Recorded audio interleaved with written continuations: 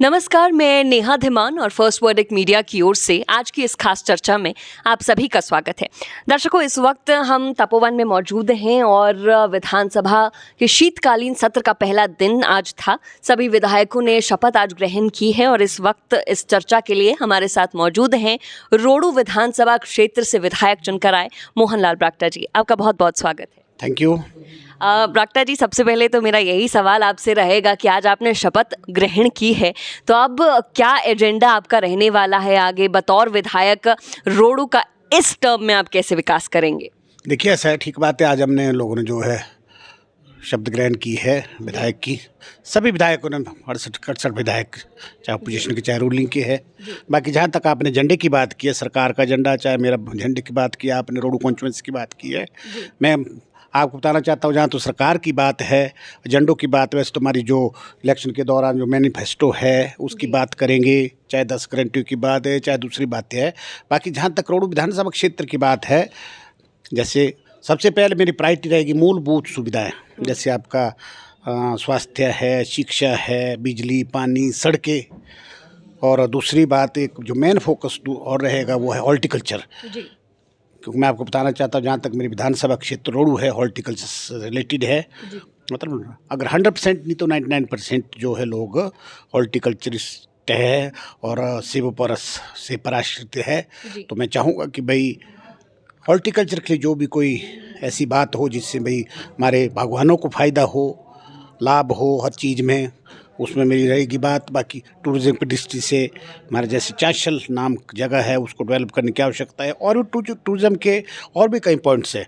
उसके अलावा डोडरा क्वार, अगर आप कभी रोडू गए होगे, डोडरा क्वार है, मेरा दुर्गम का क्षेत्र है जो रोडू से मतलब 80-90 किलोमीटर की दूरी पर पड़ता है। तो वहाँ के लिए अगर सर्दी में अगर बर्फ़ पड़े चांशल पर तो 6 महीने के लिए कट ऑफ होता है आम जनता से। तो मेरा रहेगा कि पहली प्रायोरिटी मेरी रहेगी कि वहाँ के लिए सुरंग का प्रावधान इस सरकार में करने की पूरी कोशिश रहेगी। इसके अलावा जो भी वहाँ के रोडों की बात है, और एक जनजातीय बैकवर्ड एरिया का बैकवर्ड एरिया घोषित करने का भी हमारा उसको डोडरा क्वार के लिए बात रहेगी। इसके अलावा और भी बाकी बहुत सारी बातें हैं जिनको समय आने पर, जैसा कि आप सब जानते हैं, ज़रूरतें तो कभी कम नहीं होती, विकास की कोई सीमा नहीं है। आज ज़रूरत कुछ होती है, कल को दूसरी पड़ती है। विकास एक निरंतर प्रक्रिया है, तो ऐसे चलेगा। जैसा कि आपने अभी बागवानों की बात कही है, और पिछले टर्म की अगर हम बात करें तो कहीं ना कहीं बागवान जो है काफ़ी परेशान उस सरकार से रहे हैं, चाहे वो सेब के दामों को लेकर हो या फिर खादों पर के दाम जिस तरह से बढ़े हैं उनकी बात हो। तो आप से अगर हम जानना चाहें तो आपकी अब सरकार चुनकर आई है, तो आप कैसे बागवानों की सहायता करेंगे? देखिए, ऐसा है, ठीक बात है, पिछली सरकार में जहाँ तक बागवानों की बात है बहुत निराश रहे बागवान। चाहे समर्थन मूल्य की बात है, चाहे आम मार्केट की बात है, जो दाम बागवानों को मिलना चाहिए था नहीं मिला।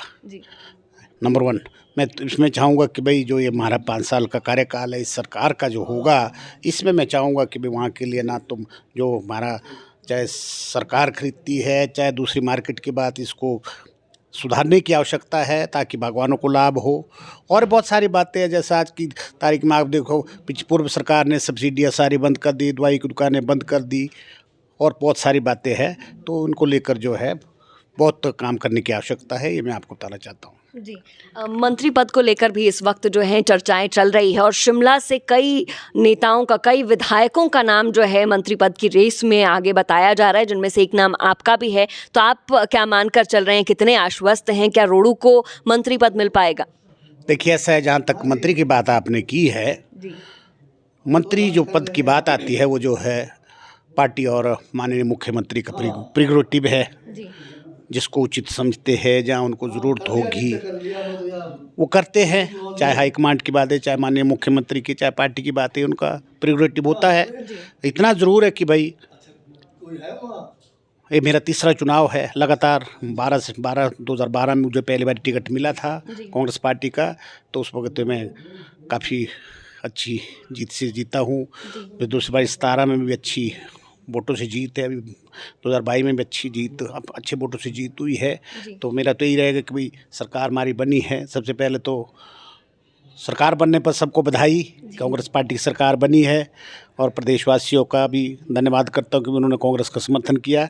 बाकी जहाँ तक मंत्री की बात है, दूसरे पदों की बात है, मैं तो ये बताना चाहूँगा जो पार्टी के आदेश हो गए वो सर्वोपरि है। जी बिल्कुल जो जिम्मेदारी दी, अगर कोई जिम्मेदारी मिलती है तो वो भी सर्वोपरि है। जी बाकी लोगों ने विधानसभा तो भेजा ही है, मैंने तो रोड की जनता की सेवा करनी है, जी उनका आशीर्वाद मिला है।